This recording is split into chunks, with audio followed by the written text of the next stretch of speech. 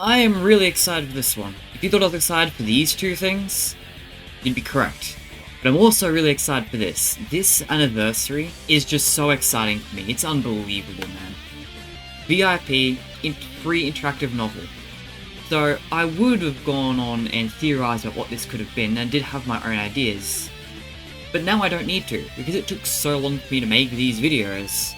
We now have the answers. We know exactly what this is now. So this is Interactive Novel 0. If you guys didn't know, there's a Five Nights at Freddy's interactive novel series coming out. And this is apparently entry 0 in that series. Entry 1 is the week before, which I've actually pre-ordered. I might do a live reading in that, at least through my playthrough, because it's an interactive novel, right? So everyone will have slightly different playthroughs with it. Read-throughs, I mean. So I'll read through that. I've got it, I'm excited for it. It looks great. The second interactive novel is Return to the Pit, which is also really interesting. However, I did not actually grab that one. I didn't grab Return to the Pit purely because the Into the Pit game's coming out soon. I felt like it was a little bit redundant to get Return to the Pit when the Into the Pit game is also a thing. I mean, they're both just interactive versions of Into the Pit, right? I decided to just grab the game. But enough about those two that we already knew about. v.i.p. So the summary of this book is, just in time for the 10th anniversary of Five Nights at Freddy's, head to the Pizzaplex in this interactive novel in which you decide what happens. Get ready for an all-new Five Nights at Freddy's experience.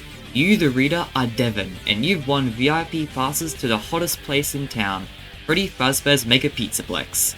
These all-you-can-eat, all-expenses-paid tickets are guided by a digital companion, very informative pig, and at every kid's dream. But does your VIP host have something more sinister in mind? With multiple endings and 2 difficulty settings, this one-of-a-kind free ebook is a uniquely entertaining experience for any Freddy fan, and the perfect way to get ready for the September 2024 launch of the interactive novel the week before. Wow, okay, there's a lot to unpack here.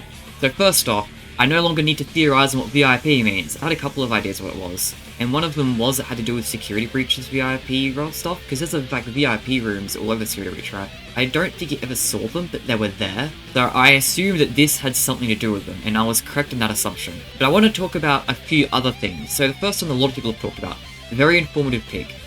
Obviously, that means VIP is a double meaning. It means very important person, which is because you've got the VIP passes, but also very informative pig. Now, what I'm gonna say, a theory that I've seen a lot on Twitter that I don't actually believe, but I think is a good thing to call out. So, very informative pig. I believe this part, but very informative pig, the digital companion, very informative pig. I'm pretty sure is going to be an instance of the Mimic 1 program. Like, I think that's pretty obvious. I mean, you got a digital companion. It's probably an AI character.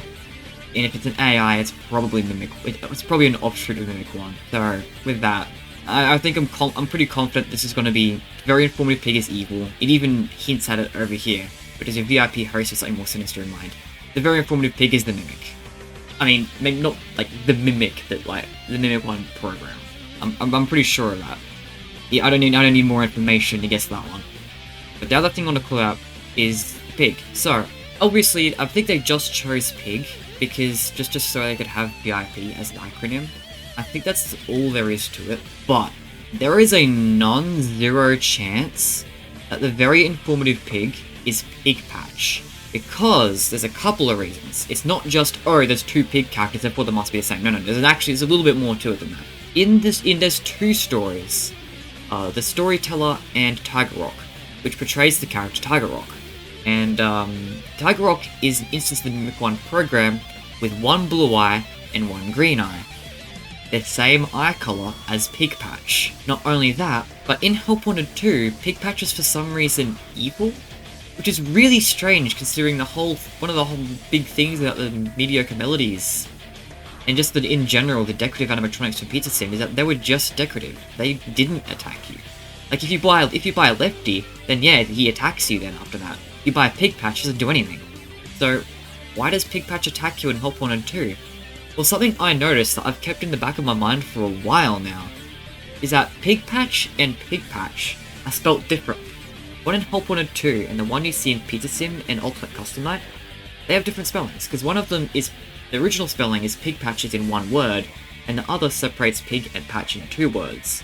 Now that might sound like a very minor detail, But consider that Helpy and Helpy do the exact same thing.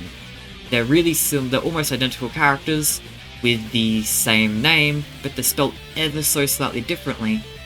And the newer one ended up being an instance of the Mimicon program. Like, Help 102 portrays that pretty well. The new Helpy is glitch trap.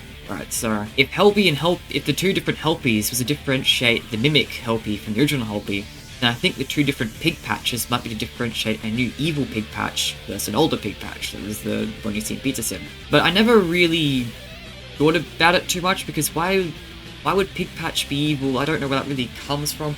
I just thought it was something to keep in the back of my mind in case something came up, something that might have referenced some sort of connection with Pigpatch again. This is it.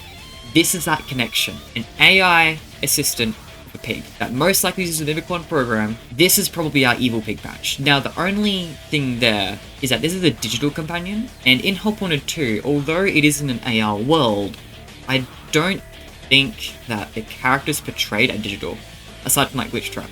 I think that how Help 102 works, my current theory, is that it's like memories of training experiences you've had with Fazbear Entertainment.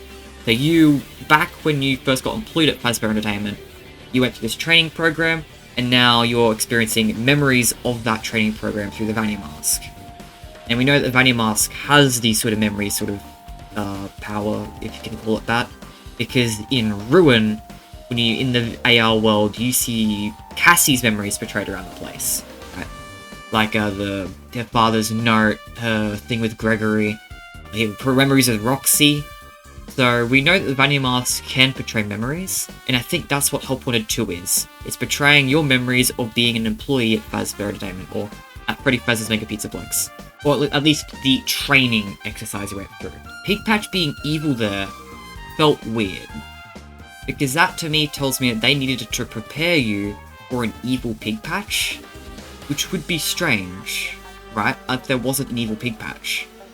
And I think this is the evil Pigpatch. And he's evil because of the Mimic. Because this is very informative Pig is definitely Mimic. And there is a connection between Mimic and the Pigpatch thanks to the blue and green eyes that Tiger Rock has and Pigpatch has. I'm not sure if I think I've repeated myself like a couple too many times. But I really did just want to get my thoughts on this because I am really interested in this book.